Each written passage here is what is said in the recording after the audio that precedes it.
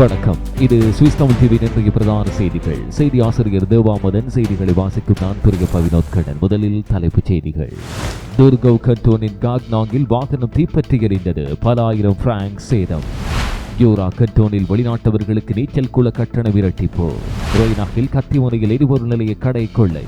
கவனச்சிதறல் உயிரை காவு கொள்ளலாம். வாகன ஓட்டிகளுக்கு மத்திய சுவிட்சர்லாந்து போலீசார் எச்சரிக்கை. சூரிச்சில் சைக்கிள் வீக் காரணமாக போக்குவரத்து கட்டுப்பாடுகள். வெளியான முக்கிய அறிவிப்பு. ஐரோப்பாவில் அதிக நேரம் உழைக்கும் மக்கள் சுவிட்சர்லாந்தில் தான். ஆய்வில் வெளியான தகவல். யூரா கண்டோனில் பள்ளி பேருந்துடன் கார் மோதி விபத்து. தொடர்பான விரிவான செய்திகள். சுவிஸ்ல எல்லாருக்குமே எப்பவுமே கோவிலுக்கு போக நேரம் கிடைப்பதில்லை.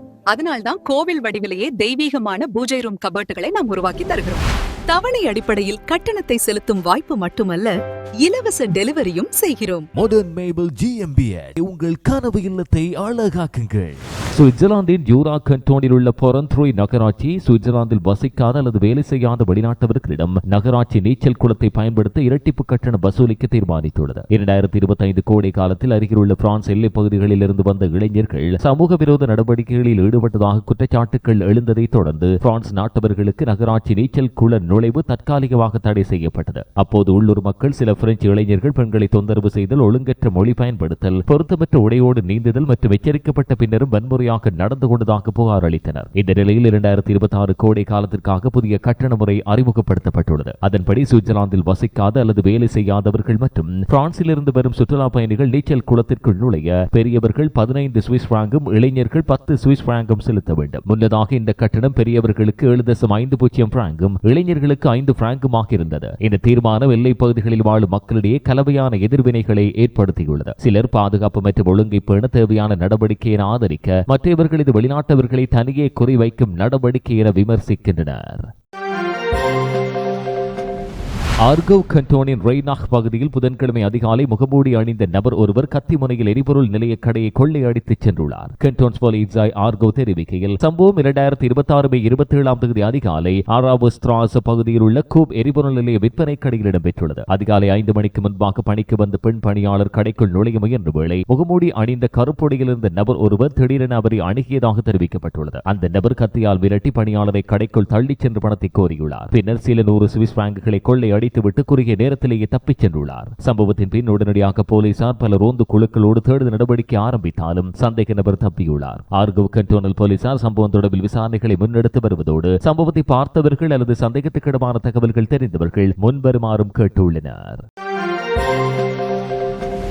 மத்திய சுவிட்சர்லாந்து போலீஸ் பிரிவுகள் கடந்த 3 வாரங்களாக சாலை போக்குவரத்தில் ஏற்படும் கவனச்சிதறல்களை மையமாக வைத்து சிறப்பு கண்காணிப்பு நடவடிக்கைகளை மேற்கொண்டுள்ளன. மத்திய சுவிட்சர்லாந்து போலீஸ் கூட்டமைப்பு வெளியிட்ட தகவலின்படி இந்த நடவடிக்கையின் போது 27 பேர் மீது வழக்கு பதிவு செய்யப்பட்டதோடு சுமார் 430 அபராதங்கள் விதிக்கப்பட்டுள்ளன. கவனச்சிதறல் உயிரை காவு கொள்ளலாம் என்ற கோஷத்துடன் 2024 ஆண்டு தொடங்கப்பட்ட விழிப்புணர்வு பிரசாரம் இந்த ஆண்டு ஏப்ரல் 27 முதல் மே 17, 2026 வரை மீண்டும் முன்னெடுக்கப்பட்டது. சமூக ஊடகங்கள், விளம்பர பலகைகள் மற்றும் விழிப்புணர்வு பிரசாரங்களோடு இணைந்து மத்திய சுவிட்சர்லாந்து முழுவதும் குறிவைத்து தீவிர சோதனைகள் மேற்கொள்ளப்பட்டுள்ளன. பதிவு செய்யப்பட்ட 27 பேரில் பெரும்பாலானோர் வாகனம் ஓட்டிக் கொண்டிருந்த வேளை ஸ்மார்ட் போன் பயன்படுத்தி செய்தி அனுப்பியதற்கென குற்றம் சாட்டப்பட்டுள்ளனர். இவர்களுக்கு அபராதம் மாத்திரமன்றி சாலை போக்குவரத்து அலுவலகத்தின் நிர்வாக நடவடிக்கையின் கீழ் ஓட்டுநர் உரிமம் இடைநீக்கம் செய்யப்படும் அபாயமும் இருப்பதாக தெரிவிக்கப்பட்டுள்ளது. மேலும் ஹேண்ட்ஸ் ஃப்ரீ வசதி இல்லாமல் வாகனம் ஓட்டிக்கொண்டே தொலைபேசியில் பேசியதற்கென சுமார் 430 பேருக்கு ஒழுங்கு அபராதம் விதியானது. இதில் பெரும்பாலானோர் மோட்டார் வாகன ஓட்டுநர்களாக இருந்ததோடு 5 மொபா மற்றும் மிதிவண்டி ஓட்டுநர்களும் அபராதம் விதிக்கப்பட்டவர்களில் உள்ளனர். சாலை பாதுகாப்பை உறுதிப்படுத்தும் நோக்கில் வாகனம் ஓட்டும் போது கவனச்சிதறலை ஏற்படுத்தும் செயல்களை தவிர்க்குமாறும் பயணத்தை தொடங்கும் முன்பே நேவிகேஷன் அமைப்புகளை தயார் செய்யுமாறும் போலீசார் அறிவுறுத்தினர். மேலும் SMS வாசித்தல் அல்லது அனுப்புதல், கைபேசியில் பேசுதல் போன்ற செயல்களை முற்றிலும் தவிர்க்க வேண்டும் என்றும் அவசர தேவைகள் ஏற்படின் பாதுகாப்பான இடத்தில் வாகனத்தை நிறுத்தி செயற்பட வேண்டும் என்றும் கேட்டுக் கொள்ளப்பட்டுள்ளது.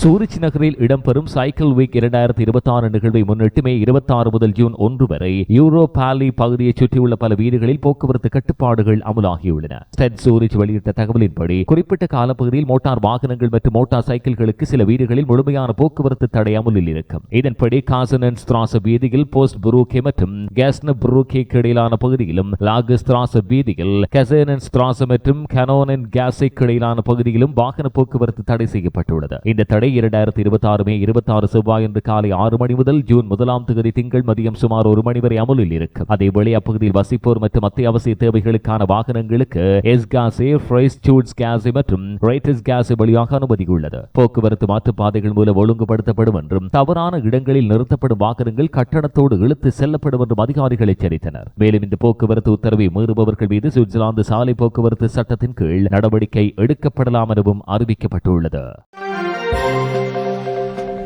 சுவிட்சர்லாந்தில் பணியாற்றும் ஊழியர்கள் 2025ஆம் ஆண்டில் மொத்தமாக 8 பில்லியன் மணி நேரங்களுக்கு மேல் வேலை செய்துள்ளதாக சுவிட்சர்லாந்து மத்திய புள்ளி விவர அலுவலகம் வெளியிட்ட புதிய தரவுகள் தெரிவிக்கின்றன. கடந்த ஆண்டு முழுநேர பணியாளர்களின் சராசரி வாராந்திர வேலை நேரம் 40 மணி நேரம் மற்றும் 3 நிமிடங்களாக பதிவானது. முழு வாரமும் பணிக்கு வராதவர்களை கணக்கில் கொள்ளாமல் பார்த்தால் சுவிட்சர்லாந்தில் சராசரி வேலை நேரம் வாரத்திற்கு 42 மணி 24 நிமிடங்களாக உயர்கிறது. இது ஐரோப்பிய ஒன்றிய நாடுகளோடு ஒப்பிடுகையில் மிக உயர்ந்த அளவாகும். உற்பத்தி திறன், நேர்த்தி மற்றும் தொழில்முறை ஒழுக்கம் ஆகியவற்றில் சுவிட்சர்லாந்து ஏற்கனவே முன்னணி நாடாக பார்க்கப்படும் நிலையில் புதிய புள்ளி விவரங்கள் அந்த படிமத்தை மேலும் உறுதிப்படுத்துகின்றன. சுகாதாரம், நிதி, கட்டுமானம் மற்றும் தொழில்நுட்ப துறைகள் உள்ளிட்ட பல துறைகளில் அதிக பணிச்சுமை மற்றும் திறமையான தொழிலாளர் தேவை தொடர்ந்து உயர்ந்து வருவதும் வேலை நேரம் அதிகரிக்க காரணமாக இருப்பதாக நிபுணர்கள் கருதுகின்றனர்.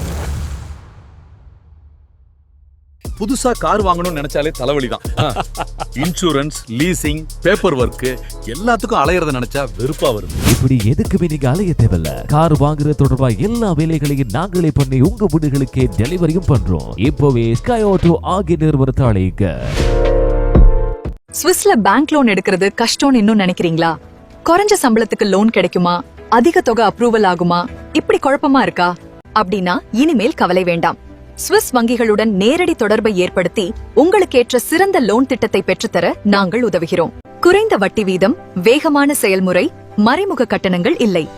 மேலதிக தகவல்களுக்கு திரையில் தெரியும் நம்பருக்கு கால் பண்ணுங்க. சுவிட்சர்லாந்தில் ஆண்களின் விந்தணு தரத்தை நாடு முழுவதும் கண்காணிக்கும் திட்டம் குறித்து பெர்ன் கண்டோனில் புதிய அரசியல் விவாதம் உருவாகியுள்ளது. பெர்ன் கண்டோன் அரசில் பல கட்சிகளை சேர்ந்த உறுப்பினர்கள் இணைந்து சமர்ப்பித்துள்ள தீர்மானத்தில் ஐரோப்பா மற்றும் வட அமெரிக்காவில் விந்தணு தரம் கடுமையாக குறைந்து வருவதாக பல ஆய்வுகள் சுட்டிக்காட்டுவதாக குறிப்பிடப்பட்டுள்ளது. மேலும் சுவிட்சர்லாந்துக்குள்ளேயே பிராந்தியங்களுக்கு இடையில் விந்தணு தரத்தில் குறிப்பிடத்தக்க வேறுபாடுகள் இருக்கலாம் என்றும் அந்த தீர்மானம் குறிப்பிடுகிறது. இதற்கு பதில் கூறிய பெர்ன் கண்டோனின் நிர்வாக சபை இந்த சிக்கலான பிரச்சினை தொடர்பாக விரிவான அறிக்கை தயாரிப்பது பயனுள்ளதாக இருக்கும் என தெரிவித்துள்ளது. ஆனால் நம்பகமான முடிவுகளை பெற மிகப்பெரிய அளவிலான தரவுகள் தேவைப்படும் என்றும் அதற்கு அதிக நேரம் வழங்கலும் அவசியம் என்றும் அதிகாரிகள் குறிப்பிட்டனர். எனவே இத்தகைய ஆய்வு கண்டோன் மட்டத்தில் அல்லாது நாடு முழுவதும் ஒருங்கிணைந்த தேசிய அளவில் மேற்கொள்ளப்பட்டால் தான் அர்த்தமுள்ளதாக இருக்கும் என கூறப்படுகிறது. சமீப ஆண்டுகளில் சுற்றுச்சூழல் மாசு, வாழ்க்கை முறை மாற்றங்கள், மன அழுத்தம் மற்றும் ரசாயன பொருட்களின் தாக்கம் ஆகியவை ஆண்களின் இனப்பெருக்க ஆரோக்கியத்தில் பாதிப்பை ஏற்படுத்துகின்றனவா என்ற கேள்வி உலகளவில் அதிக கவனத்தை பெற்று வருகிறது. ஜூரா கண்டோனின் பொன்ஃபோல் பகுதியில் செவ்வாயன்று பிற்பகல் பள்ளி பேருந்தும் காரும் மோதிக்கொண்ட விபத்தில் பல லேசாக காயமடைந்தனர். கண்டோன்ஸ் போலீசாய் ஜூரா தெரிவிக்கையில் 2026 மே 26 பிற்பகல் 1:35 அளவில் பயணித்துக் கொண்டிருந்த கார் ஒன்று இதுவரை தெரியாத காரணங்களால் தனது பாதையை விட்டு விலகியது. அதன் பின் கார் பகுதியளவில் எதிர்ப்புற பாதைக்குள் நுழைந்து தனது வழித்தடத்தில் வளமையாக பயணித்துக் கொண்டிருந்த பள்ளி பேருந்தோடு மோதியது. மோதலுக்கு பின் இரு வாகனங்களும் சம்பவ இடத்திலேயே நின்றன. விபத்தை ஏற்படுத்தியதைத் தொடர்ந்து 2 அவசர மருத்துவ ஊர்திகள் சம்பவ இடத்துக்கு அனுப்பப்பட்டன. பேருந்து ஓட்டுநரும் ஒரு குழந்தையும் லேசான காயங்களுக்குள்ளாகியுள்ளனர். மேலும் காரை ஓட்டிய நபருக்கு மருத்துவ உதவி வழங்கப்பட்டதுடன் அவரை பல்கலைக்கழக மருத்துவமனைக்கு கொண்டு செல்ல ரேகா ஹெலிகாப்டர் அவசர சேவை அழைக்கப்பட்டது. போரன்ட்ரோய் தீயணைப்பு மற்றும் மீட்புக் குழுவினரும் சம்பவ இடத்தில் பணியாற்றி விபத்தில் சேதமடைந்த வாகனங்களை பாதுகாப்பாக அகற்றும் பணிகளில் ஈடுபட்டனர். இந்த விபத்தினால் தொழில்நுட்ப ஆய்வுகளுக்காக சாலை போக்குவரத்து சுமார் 2 மணி நேரம் தடை செய்யப்பட்டது. சுவிட்சர்லாந்தில் பெரும்பாலான மக்கள் நாட்டின் ராணுவத்தை அவசியமானதாக கருதினாலும் அதற்கான நிதியை அதிகரிக்க கூடுதல் வரி செலுத்த தயாராக இருப்போர் எண்ணிக்கை குறைவாக இருப்பதாக புதிய ஆய்வு தெரிவிக்கிறது. ETH சூரிச் ஆண்டுதோறும் வெளியிடும் பாதுகாப்பு ஆய்வின்படி கருத்து கணிப்பில் பங்கேற்றவர்களில் 83% சுவிட்சர்லாந்து ஆயுதப்படைகள் அவசியம் என தெரிவித்துள்ளனர். ஆனால் ராணுவ நிதியை அதிகரிக்க வரியை உயர்த்த வேண்டும் என்ற யோசனைக்கு வரும் 31% மாத்திரமே ஆதரவு தெரிவித்தனர். ஐரோப்பாவில் அதிகரித்து வரும் போர் அச்சுறுத்தல்கள், இணைய தாக்குதல்கள் மற்றும் தவறான தகவல் பரப்பல்கள் குறித்து மக்கள் கவலை கொண்டாலும் ராணுவத்தை எவ்வாறு வலுப்படுத்துவது மற்றும் அதன் செலவுகளை எப்படி நிர்வகிப்பது என்பது குறித்து நாட்டில் கருத்து வேறுபாடு நிலவுவதை இந்த ஆய்வு காட்டுகிறது. சுவிட்சர்லாந்து பாரம்பரியமாக நடுநிலை கொள்கையை பின்பற்றும் நாடாக இருந்தாலும் உலகளாவிய பாதுகாப்பு சூழல் மாறி வரும் நிலையில் பாதுகாப்பு செலவுகளை உயர்த்த வேண்டுமா என்பது தற்போது அரசியல் மற்றும் சமூக விவாதமாக உருவெடுத்துள்ளது.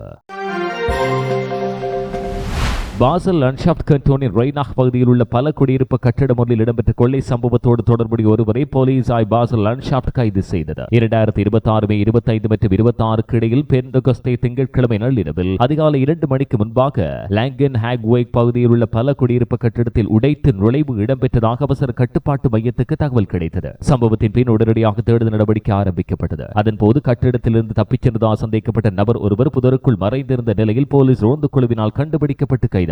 கைது செய்யப்பட்டவர் 56 வயதான பிரான்ஸ் நாட்டவர். இந்த சம்பவம் தொடர்பில் பாசல் லண்ட்ஷாஃப்ட் கண்டோனல் போலீசாரும் அரசு தரப்பு வழக்கறிஞர் அலுவலகமும் இணைந்து விசாரிக்கின்றனர். குறிப்பாக இந்த நபர் மேலும் பிற குற்ற செயல்களிலும் தொடர்புடையவரா என்பது தொடர்பாக விசாரிக்கப்படுகிறது. மேலும் சந்தேக நபருக்கு எதிராக அதிகாரப்பூர்வ வழக்கு பதிவு செய்யப்பட்டுள்ளதோடு விசாரணை காவலில் வைக்க நீதிமன்றில் கோரிக்கை விடுக்கப்பட உள்ளது.